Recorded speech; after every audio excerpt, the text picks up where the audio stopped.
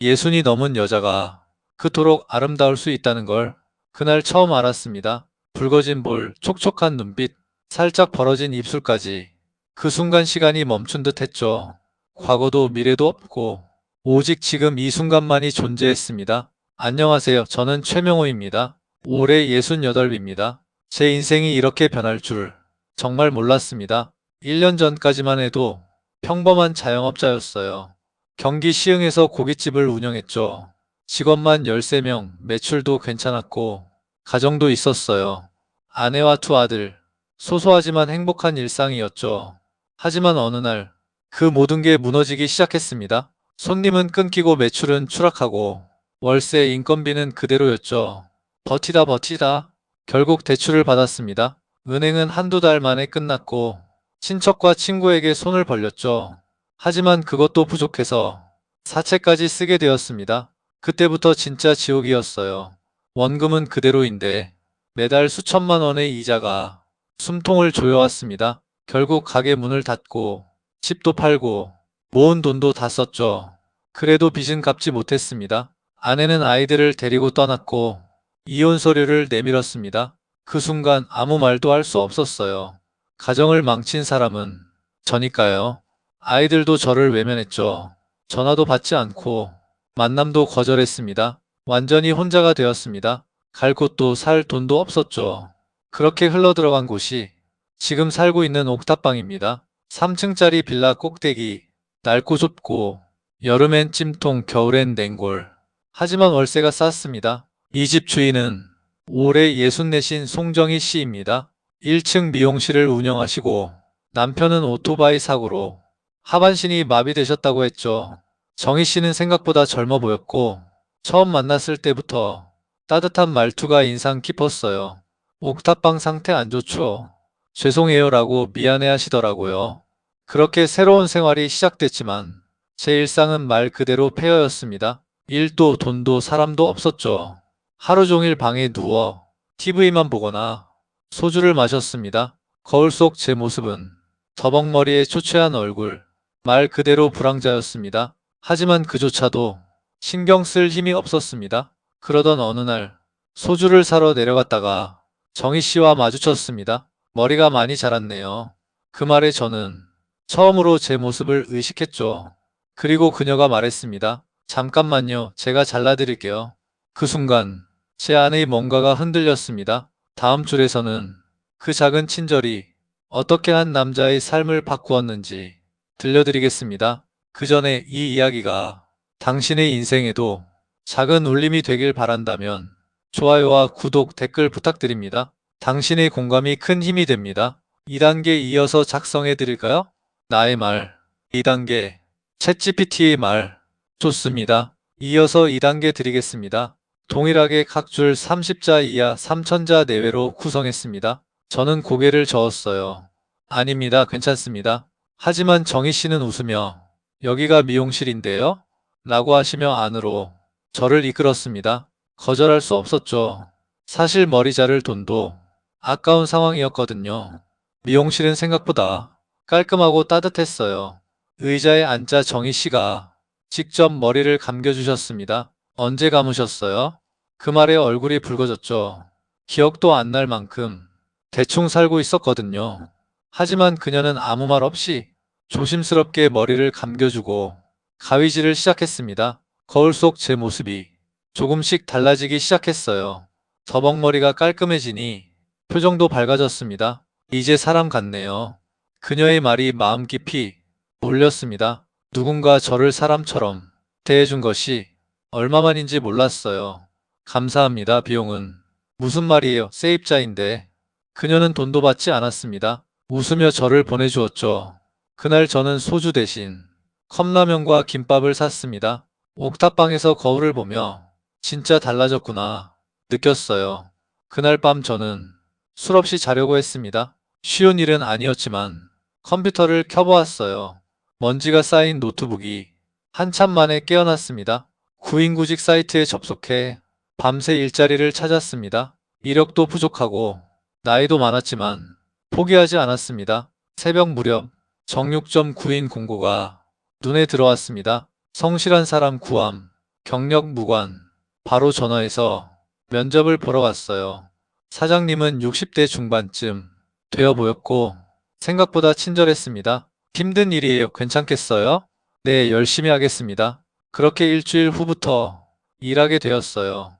첫 출근 날 정희 씨와 마주쳤습니다. 일 구했어요. 정육점에서 일하게 됐습니다. 정희 씨가 활짝 웃으며 잘하셨어요. 화이팅! 그 응원이 정말 큰 힘이 되었죠. 정육점 일은 고됐습니다. 새벽 5시 출근, 저녁 8시 퇴근. 고기 써는 일은 처음이라 실수도 많았고 허리도 아팠습니다. 하지만 바쁘게 일하니 잡생각이 사라졌고 밤엔 술 없이 잘 수 있었어요. 무엇보다 월급이 정말 기뻤습니다. 220만 원. 오랜만에 제 손으로 번 돈이었죠. 첫 월급으로 저는 정희 씨께 선물을 준비했습니다.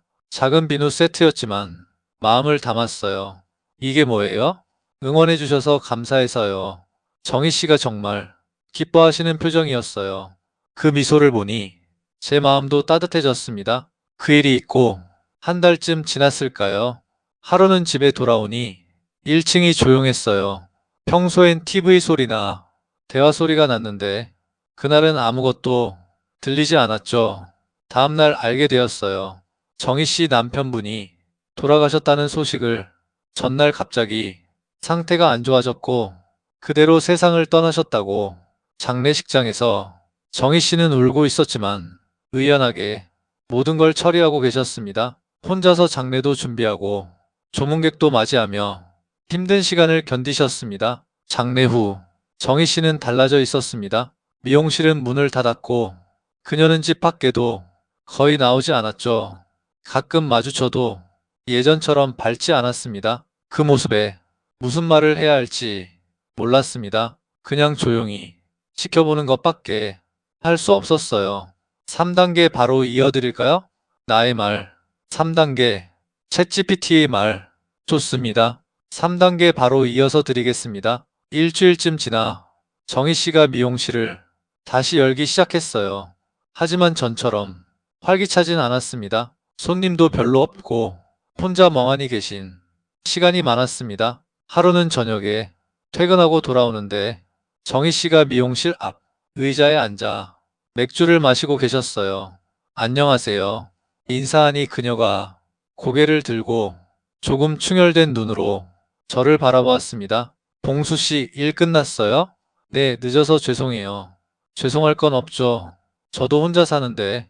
그 말이 왠지 모르게 서글프게 느껴졌어요. 그녀도 이제는 혼자가 되었으니까요. 괜찮으시면 같이 드실래요? 그녀가 조심스럽게 제안했어요. 순간 놀랐지만 거절할 이유도 없었습니다. 그럼 제가 안주라도 사올까요? 아니요, 있어요. 그냥 앉으세요. 정희 씨가 의자를 가져다 주었습니다. 처음엔 어색했지만 맥주 한 캔이 우리 사이 벽을 조금 허물어 주었습니다. 봉수 씨도 혼자 지내기 힘들죠? 네, 그렇긴 해요. 저도요. 수년간 남편 병수 바라다가 갑자기 혼자가 되니 뭘 해야 할지 모르겠어요. 많이 힘드시겠어요. 힘들긴 한데 솔직히 조금 홀가분한 마음도 있어요.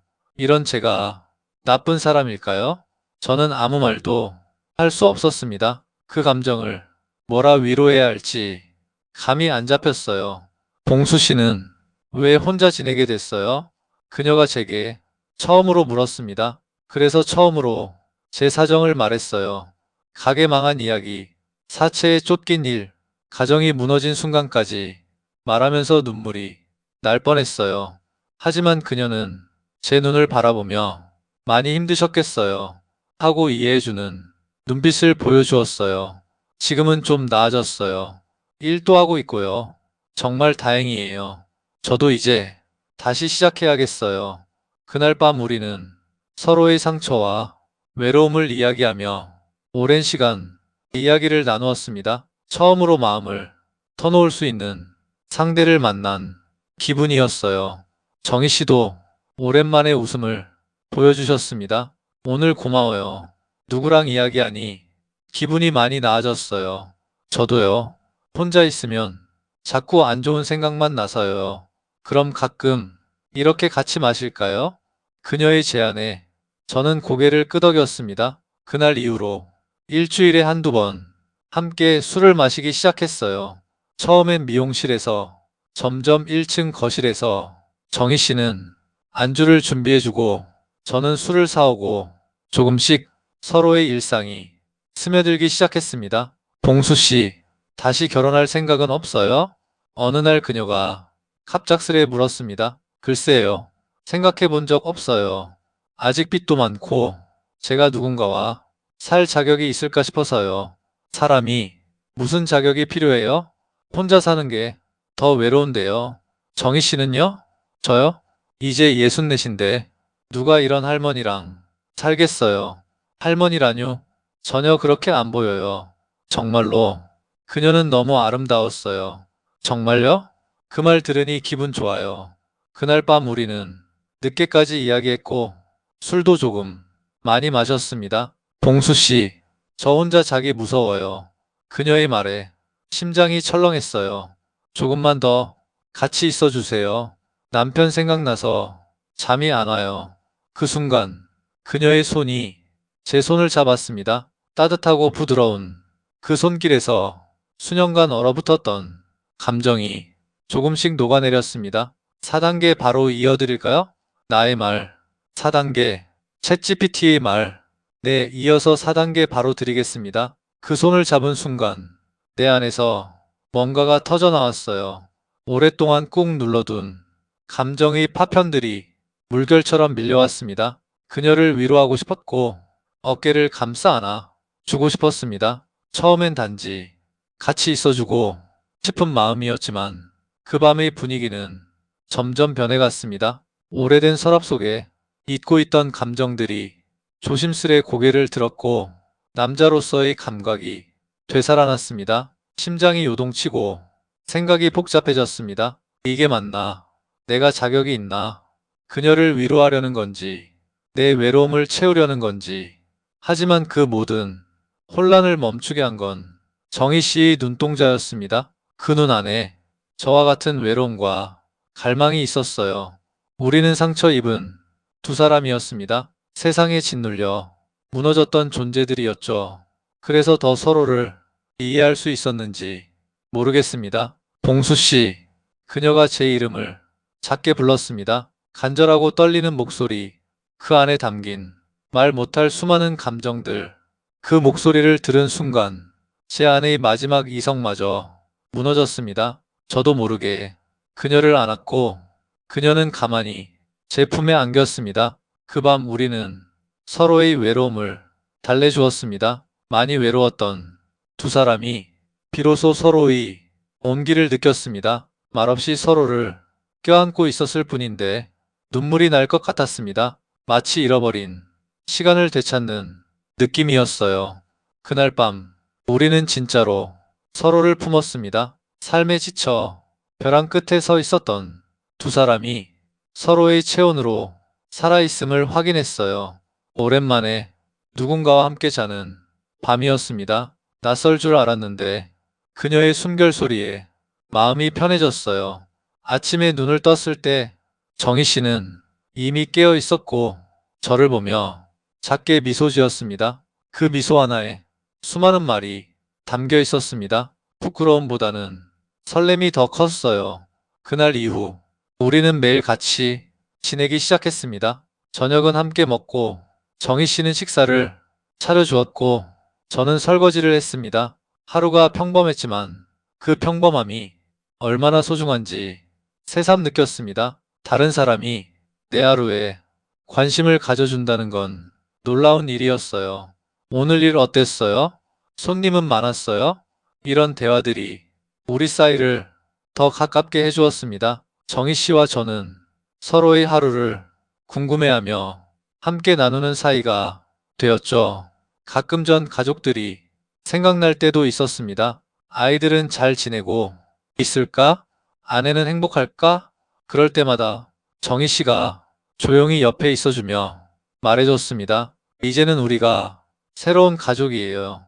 그 말에 큰 위로를 받았습니다. 혼자가 아니라는 것, 새로운 시작이 가능하다는 걸 알게 됐습니다. 한 달쯤 지나 2층 세입자가 이사를 갔고 정희 씨가 제안했습니다. 2층으로 올라갈까요? 1층은 미용실도 있고 복잡하니까요. 좋은 생각이었죠.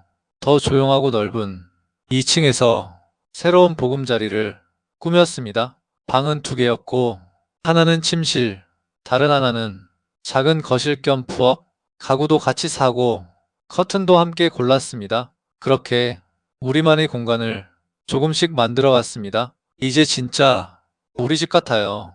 정희 씨가 말했을 때 저도 고개를 끄덕였습니다. 그리고 어느 날 정희 씨가 말했습니다. 우리 결혼할까요? 그 순간 제 심장이 크게 뛰기 시작했어요. 5단계 바로 이어드릴까요? 나의 말. 5단계. 챗GPT의 말. 좋습니다. 마지막 5단계 바로 이어서 드리겠습니다. 결혼이요? 제가 되묻자 정희 씨는 조용히 고개를 끄덕였어요. 어차피 지금도 같이 살고 있잖아요. 정식으로 가족이 되면 어때요? 저는 한참을 고민했습니다. 결혼이라는 단어가 제겐 아직 무겁게 느껴졌거든요. 실패한 기억, 남긴 빚, 부끄러운 과거들, 그 모든 것들이 머리를 스쳤어요. 좋은 생각이에요. 하지만 제가 아직 빚도 많고 그건 중요하지 않아요. 우리가 함께 해결해 나가면 되죠. 그 말이 정말 고마웠습니다. 저를 있는 그대로 받아들여주는 사람이 눈앞에 있다는 게 믿기지 않았습니다. 그럼 결혼해봐요.